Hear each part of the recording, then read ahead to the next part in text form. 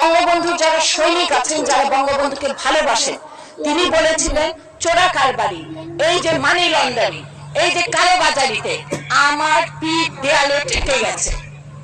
যেখানে আমাদের নেতা, যিনি আমাদের তার জীবনের চেয়ে বেশি ভালোবেসেছেন, তিনি এই অসহায়ত্ব ব্যক্ত করে গিয়েছিলেন তার মৃত্যুর কিছুদিন আগেই তার বক্তৃতায়।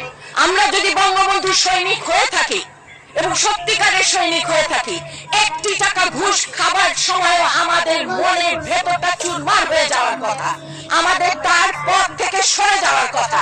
আমরা নিজেদের বঙ্গবন্ধুর সৈনিক হিসেবে দাবি করতে পারবো না, এমনটি চিন্তা করার কথা। এখন আমরা দেখি যে যার কথা বলা হলো এতক্ষণ, তিনি বললেন তার মন খারাপ হয়েছে দেখে তিনি একসঙ্গে 10টা বাড়ি কিনেছেন। মাননীয় স্পিকার, আমাদের মন খারাপ হলে আমরা বড়জোর দোকানে গিয়ে 2-1টা শাড়ি কিনে থাকি। যাই হোক, ওনার মন খারাপ হলে উনি অনেক বড় বড় কিছু কিনতে পারেন।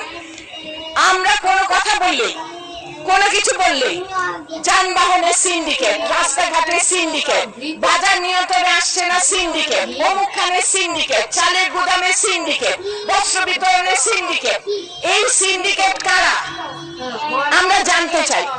নাম প্রকাশ করা হোক, আমরা শুনতে চাই। কাদের পানামা পেপারস এর নাম আছে আমরা জানতে চাই।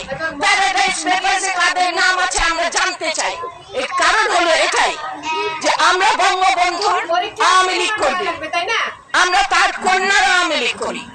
কাজে আমরা চাই না যে একটি, দুটি, তিনটি লোকের জন্য আমাদের মতো যারা তাদের সমস্ত জীবন সততা এবং শপথ বাক্য রক্ষার জন্য ব্যয় করেছেন, তাদের গায়ে একটি ফোঁটা কালি লাগুক। কাজে আমি আহ্বান করব সংসদ থেকে যে সবার নাম প্রকাশ করা হোক।